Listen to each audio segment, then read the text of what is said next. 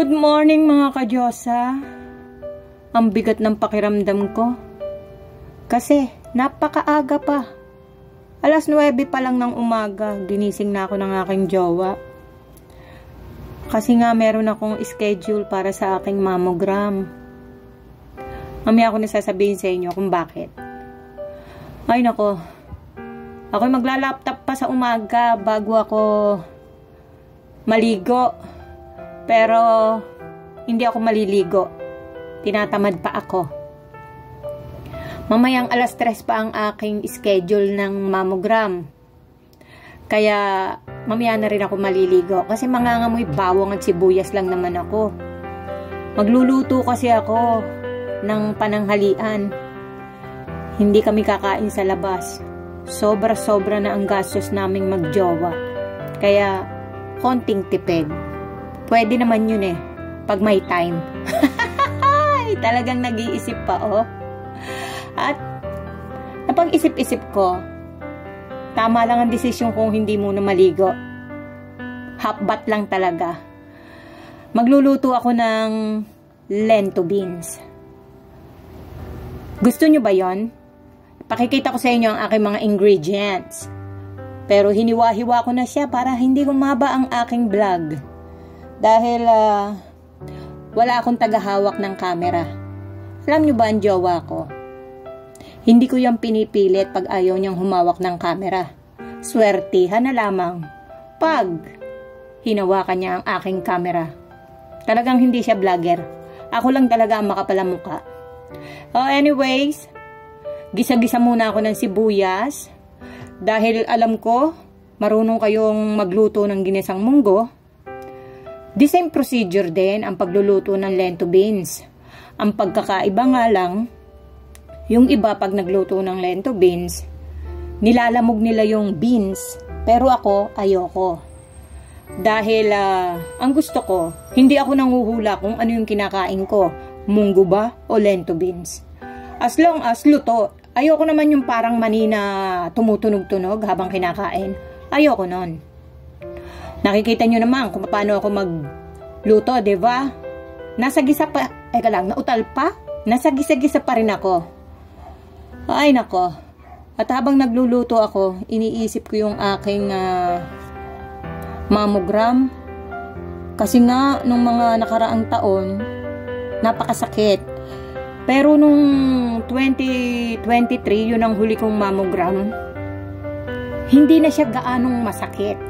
Hindi ko alam kung nasa isip ko lang ba yun. Hindi rin kasi ako nagtanong sa nurse kung may binago ba sila sa mammogram. Hindi rin ako sure. Kaya malalaman ko mamaya pag ako'y nagpa-mammogram. O ngayon, ang aking lento beans ay ayan na ang itsura. Napakasarap po niyan. Parang mas gusto ko siya sa munggo. Paminsan-minsan. Diba? Alam nyo na, kung ano yung mood nyo, yun ang masarap.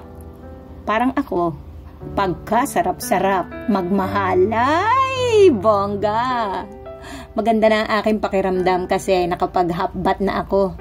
Ganyan talaga ako sa umaga. Pahirapan ako bumangon dahil masakit nga ang aking bundok ng tralala, kaya ako'y magpapamammogram. Ayan ang itsura ng aking lento beans. Ihahalo ko na lahat ng gulay na matitigas. Para pag lumambot ng gusto yung lento beans, malambot na rin siya. Ayoko nung half cook sa gulay. Ewan ko ba. Kahit sabi nila mas masarap, pero sa akin, hindi ko malasahan ng sarap pagka half cook. Kaya kailangan lutuin ko siya.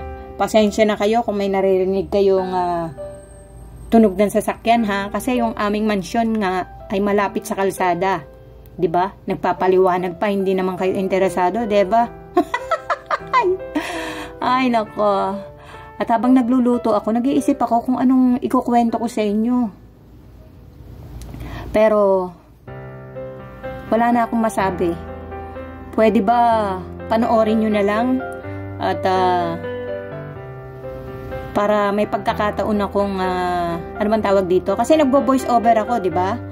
Nakakatamad. Ito ang vlogger na pagkatamad-tamad. O diba, sinabi ko sa inyo, hindi muna ako magsasalita, pero heto pa rin ako, dakdak pa rin ng dakdak. Ayan na itsura ng aking lento beans. Loaded yan. Yan ang tinatawag na lento beans loaded or loaded lento beans. Ako'y mananahimik muna sandali at masakit na ang aking lalamunan.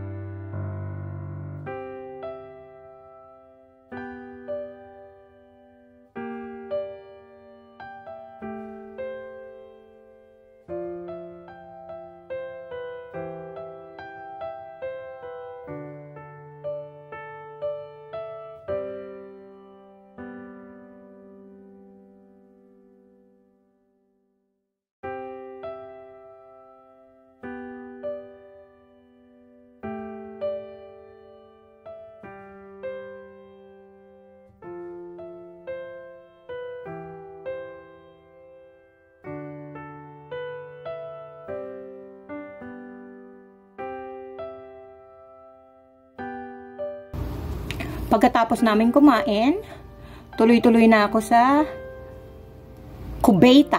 Dahil ako'y maliligo na talaga. Hindi ko talaga matek ang hindi maligo ng pati buhok. Teka lang, magsusuklay-suklay lang muna ng konti. Tinapos ko pa kasi muna yung paghuhugas ng pinggan. Ayoko namang maligo. Tapos, pagkatapos maligo, maghuhugas ng pinggan. Ay nako, hindi ko feel yon. Kailangan maghugas muna ako ng pinggan, maglinis ng aking kitchen bago maligo.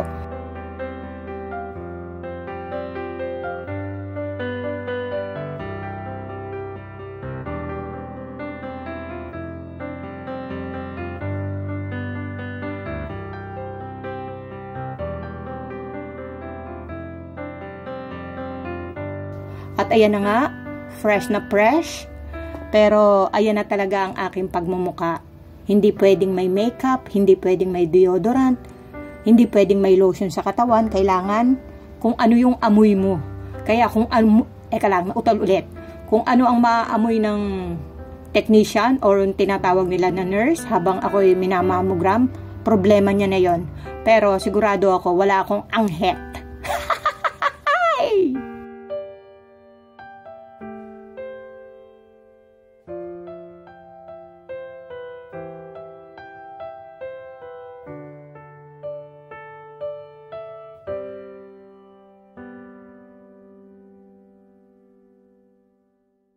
Ayan na kami bibiyahe na. Malapit lang naman. Siguro mga 10 minutes naroon na kami. Nakikita nyo pagmumukha ko. Yan na po. Todo na po iyan. Yan na talaga ang aking taglay na kagandahan. Pero ang aking jowa talagang gwapo talaga. O, napakaswerte talaga nitong Pilipina na ito. Kung wala akong apam, sigurado tegi na ako. Sa dami ng aking karamdaman sa katawan. Ay nako. Kung hindi mataas ang kolesterol, mataas ang sugar, ngayon, mammogram naman. Ang kagandahan lang, ako'y masunurin sa doktora kaya lahat okay na ang aking laboratory. Sa tulong na rin ng aking pagkagwapo-gwapong jowa. Ay nako, ako'y inaantok. Pero vlogger ako, kailangan mag-vlog ako, diba? Ay nako. Ang hirap. Ang sakit ng aking bundok ng tralala. Dumaan pa kami sa ano ba yan? Sa store. Bumili ako ng dahon ng saging.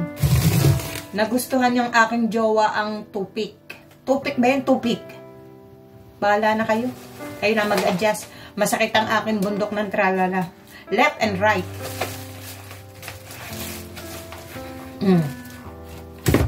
Tuna patties. And then, nakabili ako ng tilapia na kulay pula. Yes, naghanap ako ng fish kasi nung lumabas kami nung nakaraan, puro karne ang nabili ko. Wala ako nabiling isda. And then, binili ko ang aking jowa ng empanada. Gusto niya raw ng empanada. Tinatamad akong gumawa ng And then, Pumili ako ng chicken. Ito ang the best na chicken talaga. Yung nabibili namin sa Walmart, nauuta ako. Gusto ko yung fried. Tadan! Ang dami. Ay, nako. Nagugutom mag-catch. Pakagat muna bago ako magkwento sa inyo.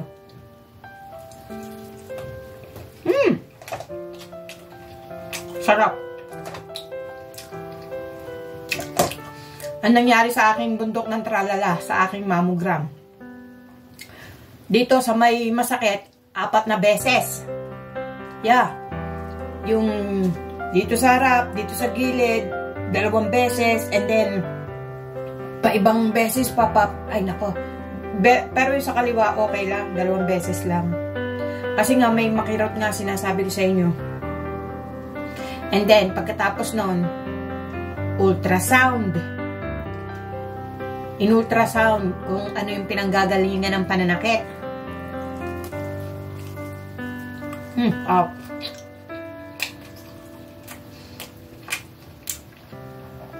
And then, sabi ng doktor, yung mammogram daw, ay normal. Diyos ko, nakahinga ako ng maluwag. Sabi niya, yung makakahinga ka na ng maluwag. Siyempre, English yun. Yun lang ang meaning sa Tagalog. And then, yung ultrasound daw, ay normal din. Pagkatapos ng ultrasound, may x-ray pa. Yung x-ray, hindi ko pa alam kung ano result. Kasi nga, hindi nila malaman kung ano yung pinanggagalingan ng pananakit ng aking bundok ng tralala. At least, walang cancer, di ba? Nako. Huwag kayong matakot magpamammogram dahil hindi na siya gaanong masakit. Dahil pinalitan nila yung machine yata. Hindi na yung dati. Medyo hindi siya mabigat ngayon. Hindi kagaya nung dating mammogram, masakit. Kaya maraming ayaw magpamammogram eh. Buti na lang may apam ako. Yeah, kasama ko siya sa loob. Yung sabihin yung result na normal lang. Pagdating sa result, nakikiusap ako ba pwede kasama yung aking jowa. Nako, talagang nagutom. Thank God, healthy. Ay nako, ang hirap maging babae. Akala nyo lang, pretty lang. Ako po, nagugutom pa akets. Isa pa. Pero, mamaya na, baka mainggit kayo. Thanks for watching!